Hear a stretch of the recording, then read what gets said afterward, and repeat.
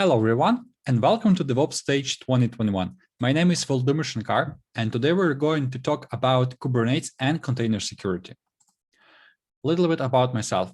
I'm DevOps engineering lead at Intellias. With 9 years of commercial experience, I had successfully migrated, deployed, and advised more than 15 projects in different domains. Also, I'm actively participating in Center of Excellence and Technology Office in Intellias. On today's talk, we'll discuss 4 sections. The first, we will review general principles and then move to the container and Kubernetes security. In the end, we will use several tools for checking the security of your cluster.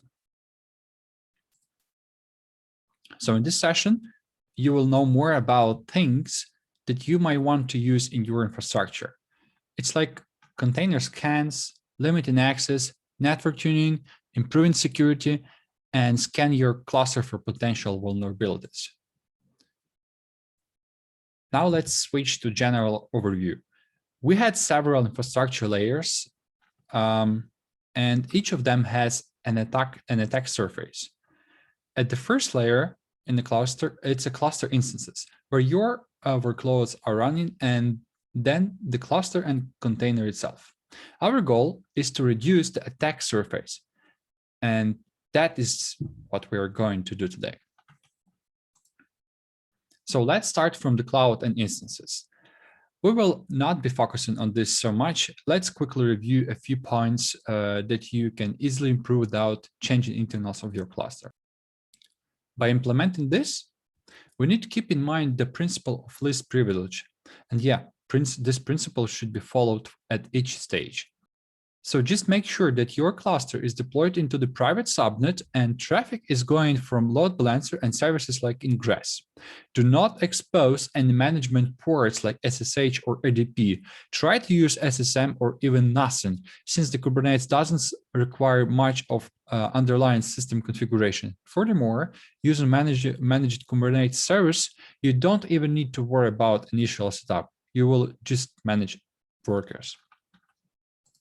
Now it's time to move to container security. Let's review the best practices for Docker files. I'm just kidding, we're not going to review all these lists. We will have only few things that are related to container security, but not those. And the first one is unprivileged root user or rootless. By default, many container services run as the privileged root user, and the application executes inside the container as root without a need of privileged executions. Prevent root execution by using non-root containers or rootless containers limits the impact of container compromising. And the next one is immutable container file system, which prevents from creating files, downloading scripts, and modifying the application within the container. However, this limitation also affects legitimate container applications and can potentially result in crashes or unexpected behaviors. To prevent damaged legitimate applications, you can mount secondary read-write file system for specific directories where application can require write access. The next one is distroless images, which contains only your application and its runtime dependencies. They do not contain package managers, shells, or any other programs you would expect to find in standard Linux distributions. The next one is the default way of building and then shipping the container into the your application into the other container. As you can see here, on the example, first we build application, then just copy the binary to the distroless container without any dependencies. And the last one, it's a secret. Try to avoid baking your secrets inside the containers, but instead use Kubernetes secrets, which mount as a volume and use to pass sensitive information, such as password to your pods. And of course, do not forget to scan your images. And the good news that Docker and Snyk recently entered into a partnership to provide container vulnerability scanning. What does it mean for you? Snyk is now integrated into the Docker Hub to scan the official images. Additionally, Docker has integrated Snyk into the Docker clients, which means you can now integrate it in one command to scan your images in your CI. Of course, you can use other providers like Quay, but that services requires more integration and configurations. In addition, services like Docker Hub, AWS ACR, Quay provides images scanning after you push the images, but while you'll be fixing those vulnerabilities, the image might already be used in production or other environment. There are also several services that can be deployed like Docker Bench Security, which will execute checks inside your cluster. Still, it is not necessary since we have a pod security policy and open policy agent, which will cover most of our security enforcement. We will talk about that later. This topic will be a little bit bigger and more complicated, since we'll be talking about network, protocols, tools, different approaches, and policies. We are going to walk through all of them, and for those who had recently started working with Kubernetes, some of these topics might be too complex. So if you don't understand some of those, please leave a question and I will be happy to provide more extended answer. We are good? Great, let's begin. The first thing that we are facing working with Kubernetes is how I can deploy system operators and project workloads into the cluster. Oh, I have a CLI tool, why not to use it? Yes, you can, but that doesn't mean that it's the right way. Our workloads should be structured as packages and deployed with some flexibility. For that, we have a Helm. Helm helps us to deploy the same YAML files, but with templating powers such as variables and conditions. Also, it has revision history, which support rollbacks. So yeah, Helm will make your life easier. Furthermore, almost all services provide their own Helm charts, and you can install them in one click. It's the same simple as install package on Linux, but that's just the beginning. Now we have lots of Helm charts, how we can automate them and deploy in secure way. There are two approaches for that, the push-based and the pull-based. The push-based I call classic way. It's something familiar for all of us because we use it on daily basis. For instance, you have a task to build CI/CD process. You chose CI system, you build and push artifact, and then trigger deployment directly from CI.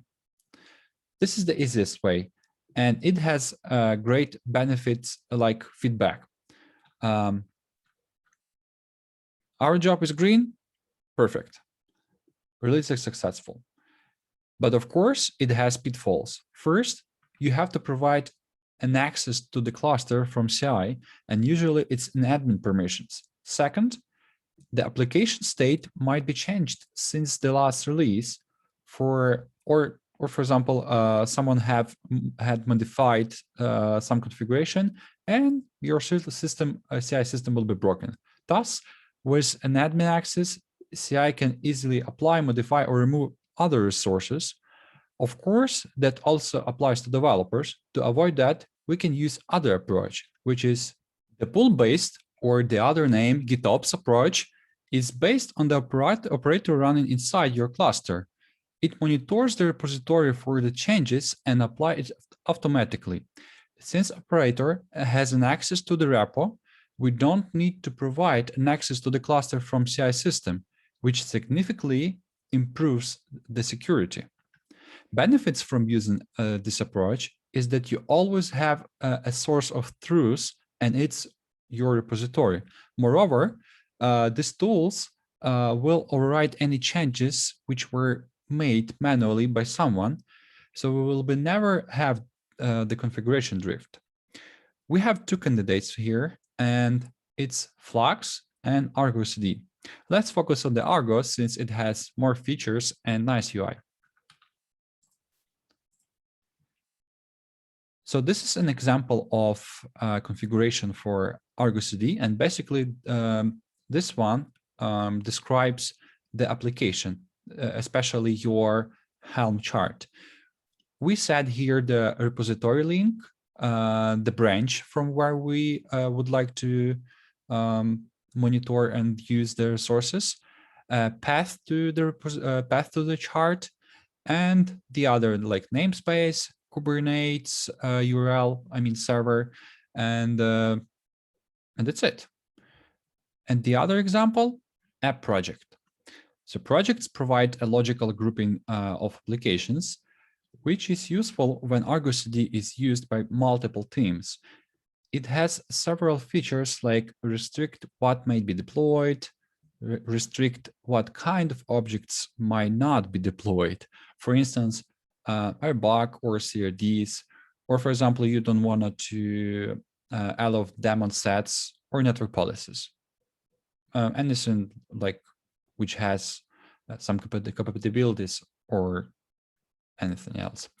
And we can assign applications to these projects and prevent charts from getting an admin access, or for example, someone adds some permissions to their charts and they will be just blocked from that. And of course, from security features, you can easily share this Argo CD dashboard, since it allows you to browse resources which basically you have deployed, and they will not see the secrets from the UI. So for example, you might want to share it with developers and support guys. That's okay. They will only see what they deployed, and the sensitive information will not be leaked from there, because you assume that that's trusted people. Finally, we come to the pod security policy. Remember, at the container security, we were discussing non-root containers, read-only file system, and other compatibilities such as passing Docker socket or running pods in the host network. With pod security policy, we can enforce and prevent pods from executing unless these requirements are satisfied.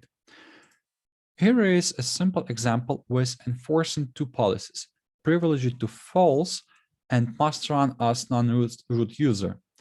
After applying this policy, it will not be enforced, because you also need to activate it by adding a bug in order to tell where exactly this policy should be applied. As you can see, that it's not so easy, and along with the policy, you need to worry about other configurations, and it's not always obvious how to use them. That's why pod security policy will be deprecated in the near future. But the pod security policy is not the one thing that we can use to enforce security features. We have open policy agent. So open policy agent, basically Gatekeeper, is the policy engine that evaluates requests to determine whether they conform to policies or not. With this tool, we can expand our control over the resources that will be created. We can enforce things like labels, requesting limits, and by the way, this one is essential when you want to scale your cluster. We can even deny container registers other than trusted, and allow only corporate or, for example, Amazon ACR. With Gatekeeper, you can enforce anything that present in your YAML files.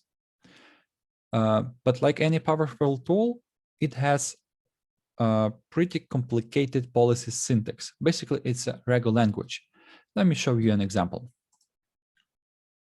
On this screenshot, we have a policy for enforcing container registers.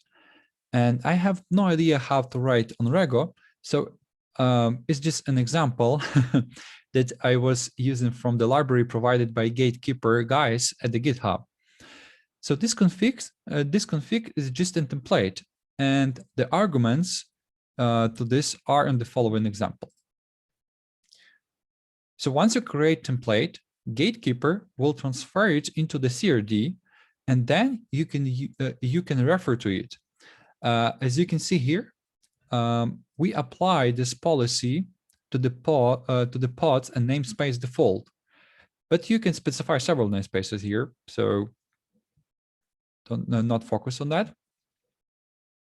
And in the end, we have a list of registers that we want to trust. So the worst part here is writing templates, which anyway can be Googled, and the rest is not so complicated. And here in the bottom, you can see the link for more policy examples. I hope that Open Policy Agent wasn't that hard for you. And now let's move to the network policies. Fortunately, network policies are way easier to use compared to Gatekeeper. Let's review the example on this slide. As you may know, Kubernetes namespaces are not insulated from each other, and any pod can talk to any other pod, which is not good, especially when you have some services with sensitive data or monitoring, which should have an access only to the metrics port. Another example, when you have a multi-tenant cluster that hosts workloads from different clients, and you need to be sure that they will not interact with each other. The other example is when you need to allow traffic from other namespace based on labels. And yes, if you want to hack the system, you can run a pod in a test namespace with a prod label, and yeah, your traffic will be allowed. But that's not always critical. And if you really worry about that, you can always enforce correct labels by using the same open policy agent. By the way, to make network policy work, you need to install a CNI which supports that. And Calico is a good candidate. Yeah, Amazon AKS has their own network plugin, and as an option, you can use a security groups for pods and manage access from Amazon console. The last example is limiting by port. To be exact, allow traffic to the metrics port only for monitoring tools. One more remark regarding Amazon CNI. If you use custom networking, the network policies will lose their force. So you have to choose which policies to use. The next topic is secrets. Everyone is facing with the question of how we can securely deliver sensitive information into the cluster and not worry about leaks. I hope that you're not keeping your passwords at the stickers, right? The good candidate for managing your secrets is Bitnami Sealed Secret. You just need to encrypt secret value using the encryption key and then create a YAML file with it, and you're ready to go. Other alternative is Gitcrypt, which encrypts files using trusted GPG key, and you can decrypt only by other trusted key. This one is not the best for Kubernetes secrets, but it's still good for other sensitive data like private keys or kubeconfig. On this example, you can see the sealed secret, and as you can see, the value is encrypted. Once you deploy this file into the cluster, the Bitnami operator will convert it and decrypt this file into the regular secret, like this one. As you can see, now our sealed secret is a regular secret. And remember Argo CD? You can easily share the Argo CD dashboard with developers and support guys, as we were talking about before, but just make sure that they have read-only access, right? And the last topic is hardening of Kubernetes itself. The API cluster, the core of Kubernetes. On some self-managed clusters on older versions, the API servers run not only at HTTPS, but also on unsecured port, which bypasses authentication and authorization checks. So if not good people get access to the API server, then they become Kubernetes admins. Thus, make sure that you have disabled an insecure port, or just try to curl to the port 8080 to see if you have any reply. Next one is etcd. It's like database which stores cluster information and cluster secrets. It's a really critical component of Kubernetes, and in case if anyone who can write to etcd, they can effectively control your Kubernetes cluster. Even just read-only access can easily provide helpful hints to the attackers. So the etcd server should be configured to only trust to reply only to the trust certificates, which should be in API server. Therefore, you will be more secured. Another guy in the cluster is kubelet. It's an agent that receives instructions what to do and basically responsible to scheduling your workloads in the cluster. So yeah, same story. Check for the anonymous access and the right authorization mode, and you'll be safe. And of course, Kubernetes dashboard. I would disable it completely since we have other tools which can help us to understand cluster status. The same Argo CD. Yes, you'll be seeing only the resources that you have created by Argo. But on the other hand, it's great because usually issues are coming from the project workloads and the cluster itself is quite stable. And in the end, I have prepared a table with a list of ports that you may want to check at your cluster. You can make a screenshot and wait for the presentation after the event. But that's not all. I have a few tools which you can find, which can help you to find vulnerabilities for you. And the first one is Kubescape. To run this tool, you just need to execute two commands locally to download script, and second, to execute it. The result will be the list of vulnerabilities and misconfigurations with some summary. And in the end, general score. Remember Kubernetes hardening recommendations? This tool will check it for you, plus other things that you might have potential issues. In addition, this tool uses database which updates accordingly if some new vulnerabilities was detected, and it soon will be here. The next one, Kubebench.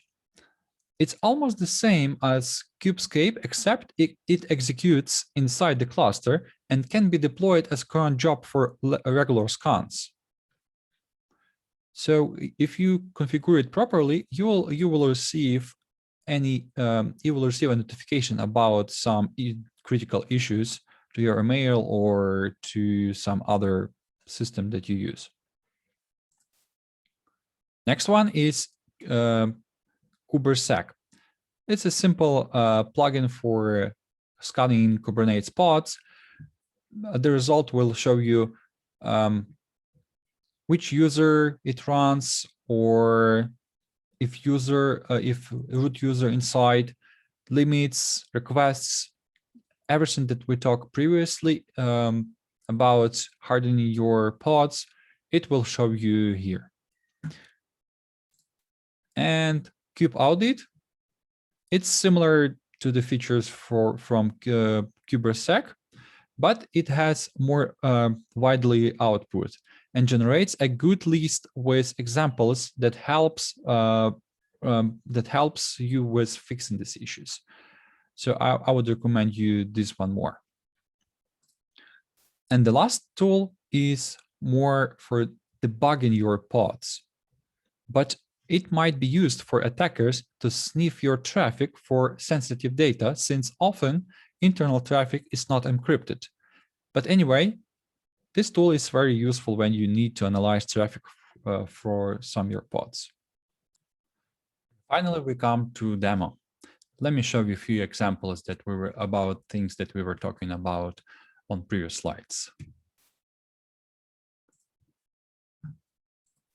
As you can see here, I have Argo CD, which is deployed on Minikube on my laptop. I have already installed a few applications here. Basically, it's Sealed Secret, it's Gatekeeper, and demo application, which we'll be using for applying our policies. Argo allows is an additional application which is helps my application to work because it uses custom CRDs. Anyway, this is how my application looks. We have here deployment, service, ingress, custom resource rollout. And basically that's it. We have 2 pods, nothing really special. Let's have a look to the deployment, which we have here. Nothing special. We have here Ubuntu latest with a simple sleep command. And also I have prepared a few things that we will be using during demo. Currently, as I mentioned, we have Ubuntu, which is run on root user. So it means that it's currently privileged. And not privileged, it's just like not following our practices. Also, I have added this read-only file system to true and privilege it to false because we will need it later. Okay. Oh. All right. I have a few files here. Basically, it's open policy agent rules and a few other things that we'll be using here.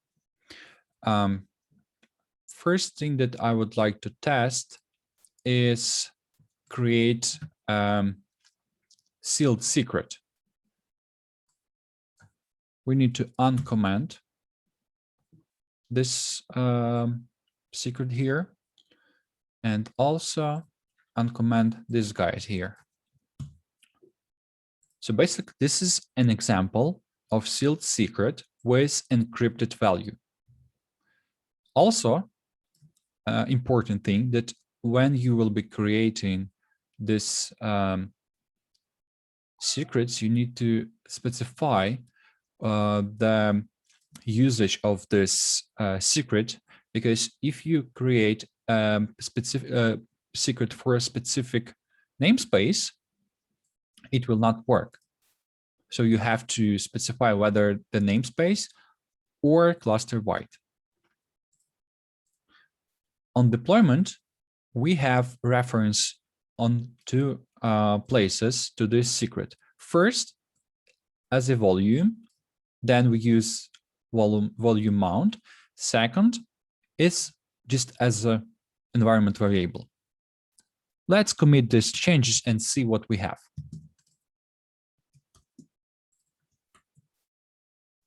Good.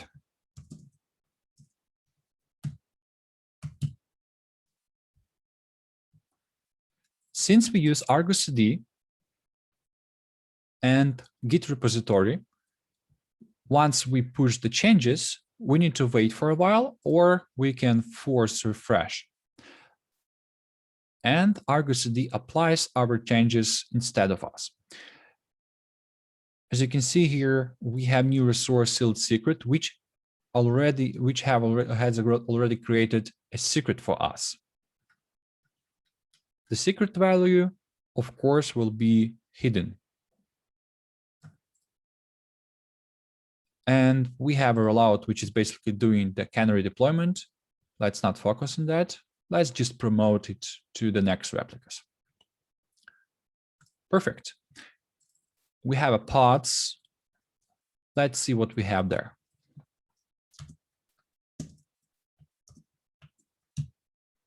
We have this pod here, and let's execute it.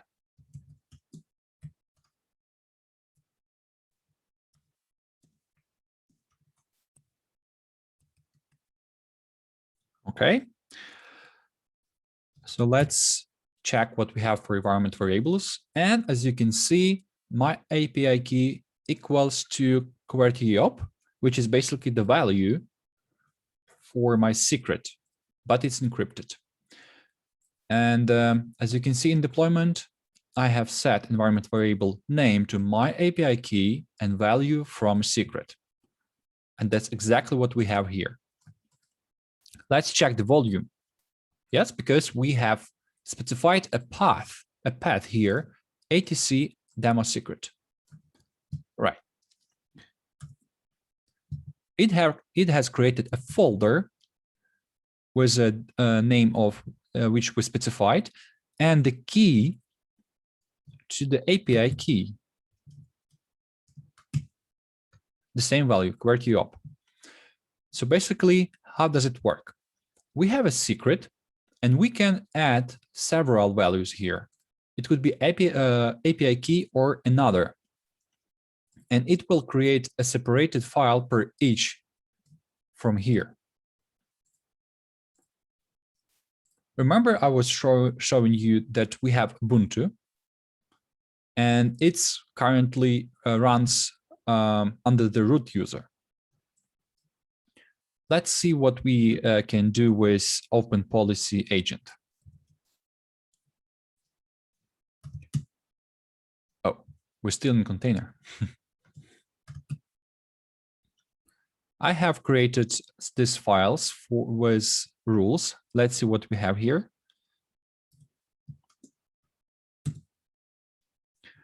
Remember, I was describing you open pod security policy. So basically, with Open Policy Agent, you can do the same. And that's the way easier. I know that that regular language is hard, but you can Google any example. Let's apply it.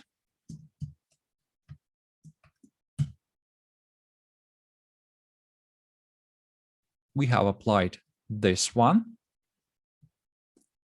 And we need other. And other is this one. So this one is for restricting the container registries. We will also test that.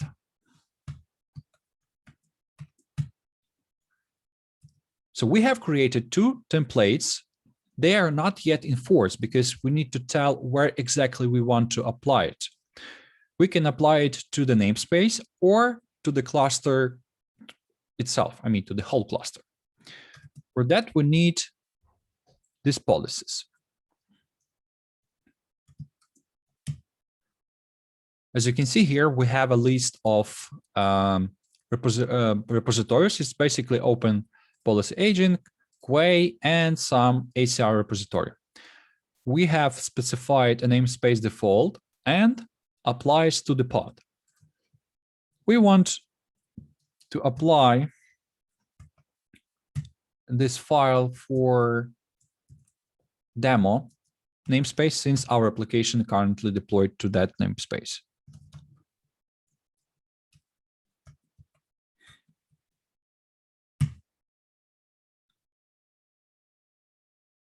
Perfect. What we need to do next? We have an application here, and we can delete to make sure that pods will be scheduled once again. And what is going to happen right now? Let's wait for a while pods will be terminated.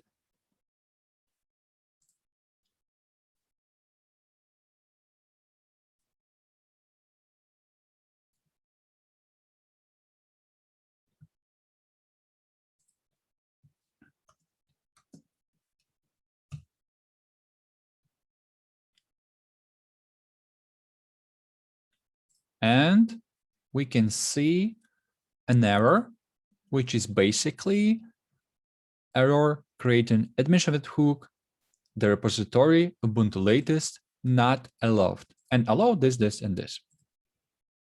Perfect. Let's remove this rule because currently we don't need them anymore. Great. And let's test the other one. Oh, basically, yeah, we can try to do it once again. Oh, yep. See, once we delete the pods, delete the rule, pods were scheduled, but I accidentally deleted right away in the same time. I mean, all right, we need apply this one.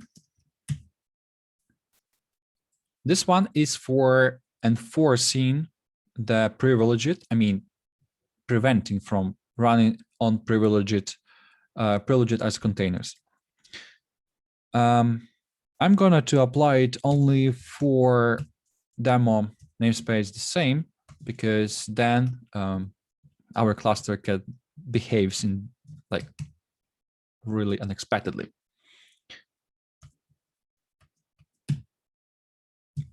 Great. In order to test that, what we need to do, we need to change privilege to true.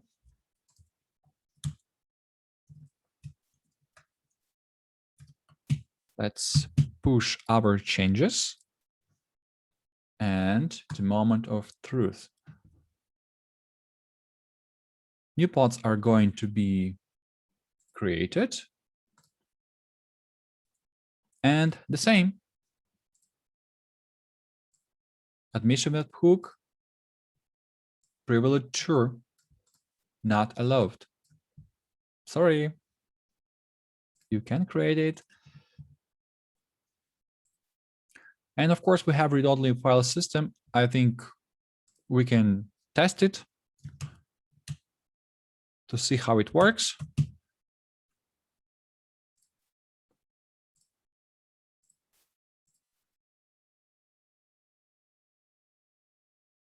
Perfect. The same replica because nothing changed.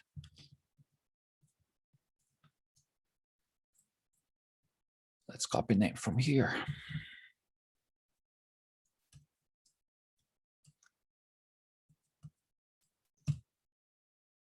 Okay, I'm in. And I would like to create a file. Oh, sorry, you can't. And that's a really good thing because usually if someone wants to do something with your system, like install some additional tools in order to scan your network or modify your application, and this will prevent him from doing that. So we cool. The next thing is show you how's the perfect application should looks like. We need false. Let's change it. We have a default here.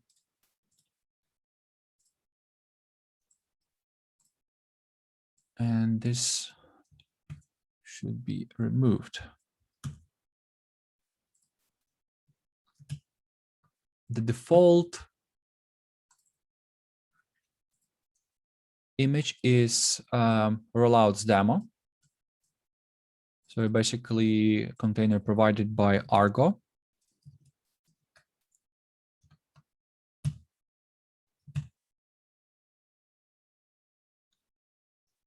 And push.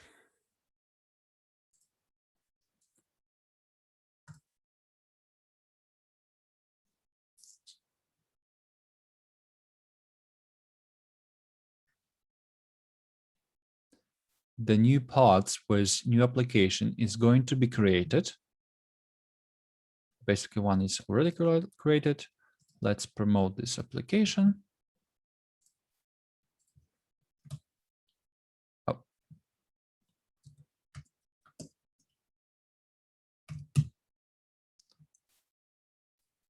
Okay. So we have a new pod here. Let's try to execute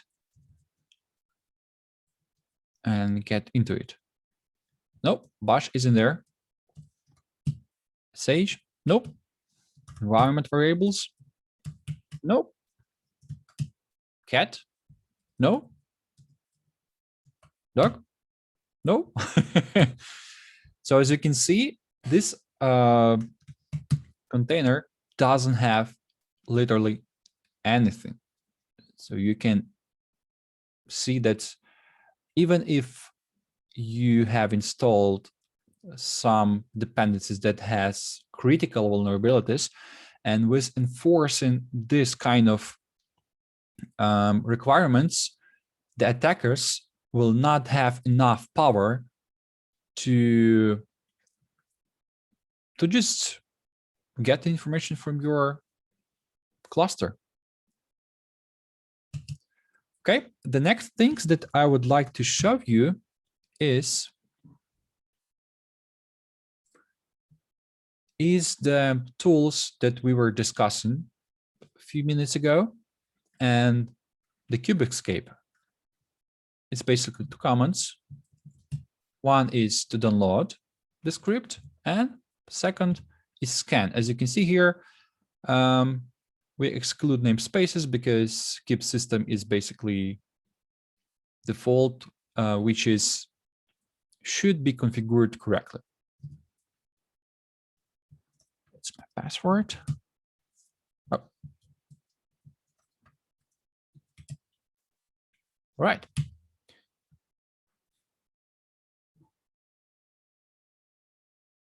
And after a few seconds, we have a report.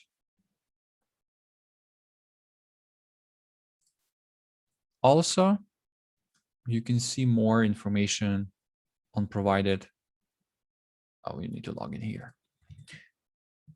So what we have here: host network access, symlinks, resource policies, privilege controllers, non-root containers, network policies, other. So all this information is structured, and you can see where you need to improve, what you need to improve, and where you're good or where you're not good. Above the list, what exactly is not good. So here we have things for Argo CD like resource and limits are not set here. It's basically nothing really critical for this minikube, but generally for the cluster, it's really important. Network policies is not here. Linux hardening also not satisfied, and etc. The next one is Kubebench, I guess. Yep, it's Kubebench. And it works through the job and executes inside your cluster. We have job here.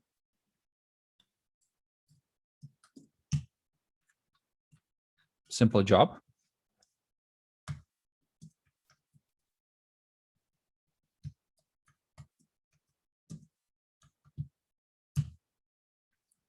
Simple as that.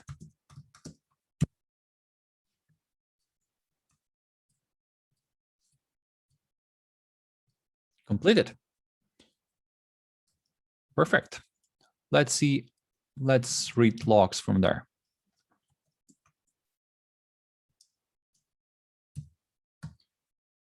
And here we have a report. Summary, 24 warnings, pass, 30 fails, 46 warning. And here you can see the whole list, what exactly wrong and not good with your cluster. Remind you, I'm running it on Minikube, so it could be that I have lots of things not well configured because it's just default configurations that I have here. kubectl or just kube security. This one is also good. Let's see what we have here.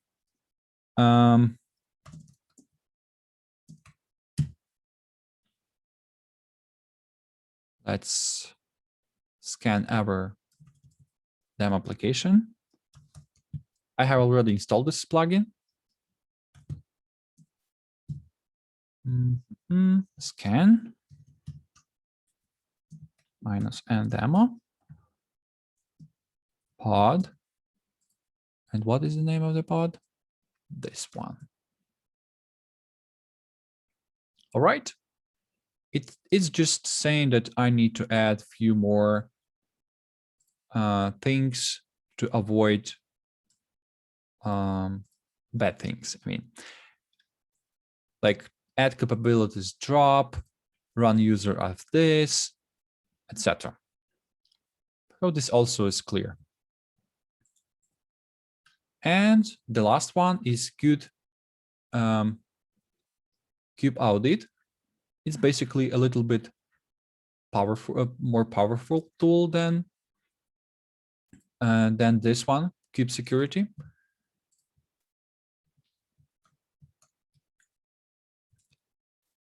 It's also plugin, and you can run it for all resources like kubectl, audit, all. And as you can see here, the summary about everything that I have here. Capability, security, context missing, limits not set, run as root, allow privileged escalation, etc. All these tools are pretty similar and do really almost the same stuff, but you can check each one and see what exactly they are saying. Maybe one has not enough information about one resources and the other has more information. So we can compare all of this and choose which tool you would like to use. So this is all for demo. Let's move forward.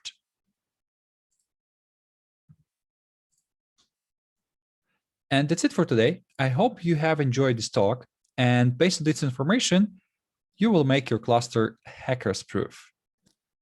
Thanks everyone who had stayed until this moment. Let's get connected on LinkedIn and see you there. Bye.